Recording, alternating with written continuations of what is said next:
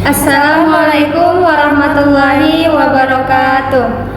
Perkenalkan, nama saya Arista Damayanti Sinurat, NPM 2402090129. Perkenalkan, nama saya Eka Saskia Febianda, NPM 2402090155. Di sini kami akan membahas materi tentang wujud zat dan perubahannya. Simak terus video kami sampai akhir ya guys. Jangan lupa subscribe, like, and comment. Bye-bye. Talking about the look. I caught a body, ain't talking about killing them. She bought a plane and she stay for a night, going hanging with Yachty. She gon' home for me, just spreading little bitches with devils. She scamming these niggas with. Halo semuanya, apa kabar? Yuk kita membahas tentang wujud zat dan perubahannya. Tujuan pembelajaran kita hari ini adalah untuk mengenali materi dan karakteristiknya, untuk mempelajari karakteristik wujud zat atau materi, dan untuk mencari tahu bagaimana perubahan wujud zat terjadi. Apa itu materi atau zat? Materi atau zat adalah segala sesuatu yang memiliki massa dan menempati ruang. Materi ada yang berupa makhluk hidup seperti manusia, hewan, tumbuhan, jamur, dan bakteri. Ada juga yang berupa makhluk tak hidup seperti buku, tas, meja, awan, langit, tanah, dan sebagainya. Ciri-ciri materi. Yang pertama, memiliki massa. Massa adalah besaran suatu benda.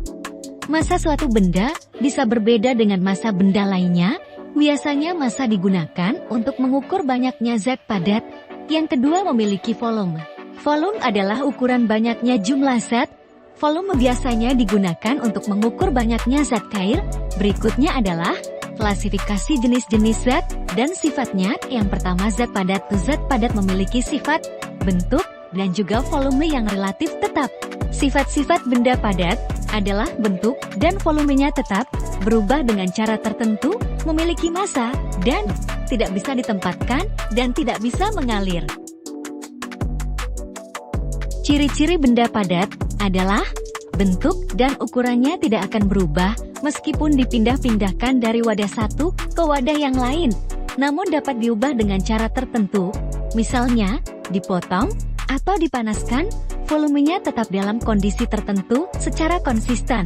Zat penyusunnya sangat rapat. Selanjutnya, zat cair merupakan salah satu bentuk dan wujud benda yang berupa cairan dengan sifat-sifatnya yang khusus dan tentu saja berbeda dari benda padat dan benda gas. Sifat benda cair adalah memiliki sifat yang tidak tetap karena molekul penyusunnya bergerak bebas dan terus berubah mengikuti wujud dan bentuk wadahnya.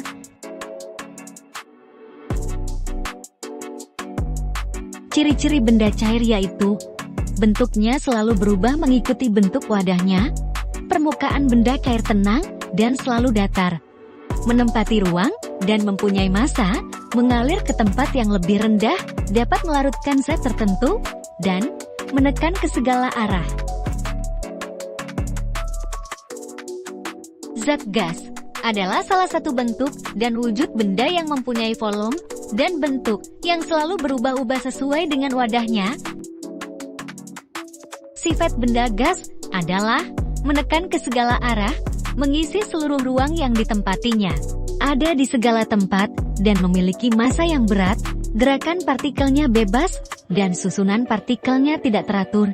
Ciri-ciri benda gas yaitu, benda gas dapat bergerak ke segala arah, partikel zat gas bisa menyebar ke segala arah, bentuk dan volumenya berubah-ubah sesuai dengan tempatnya, kerapatannya rendah, dan benda gas tidak dapat digenggam dan tidak terlihat.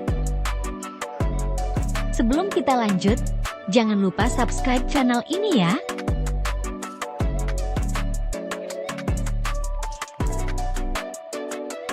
Perubahan wujud benda yaitu mencair, membeku, menguap, mengembun, menyublim, dan mengkristal.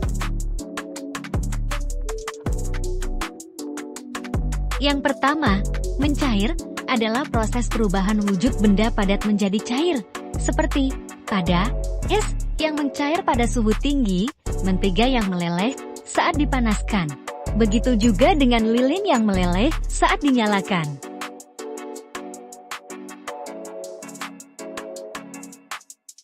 Yang kedua, membeku adalah perubahan wujud benda cair menjadi padat.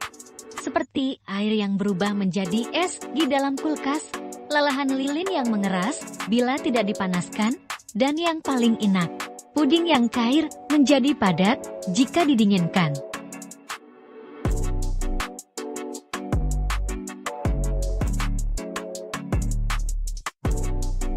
Yang ketiga, menguap merupakan perubahan wujud benda cair menjadi gas, seperti air yang dipanaskan akan menguap.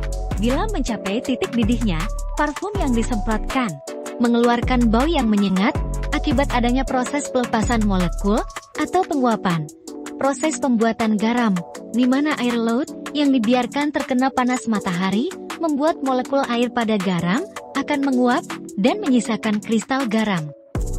Mengembun adalah perubahan wujud benda gas menjadi cair, seperti embun pagi hari yang terlihat di permukaan daun.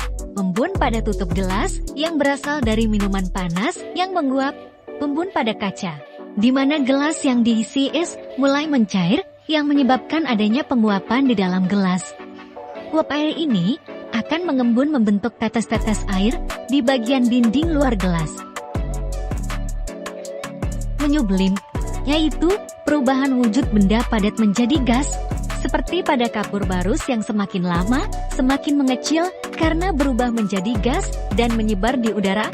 Salju yang mencair termasuk peristiwa menyublim. Salju yang terbentuk dari kristal-kristal dengan bidang permukaannya yang luas. Sehingga semakin besar luas permukaan salju yang terpapar udara, maka semakin banyak molekul yang dapat menyublim. Begitu juga dengan es yang keluar dari kulkas.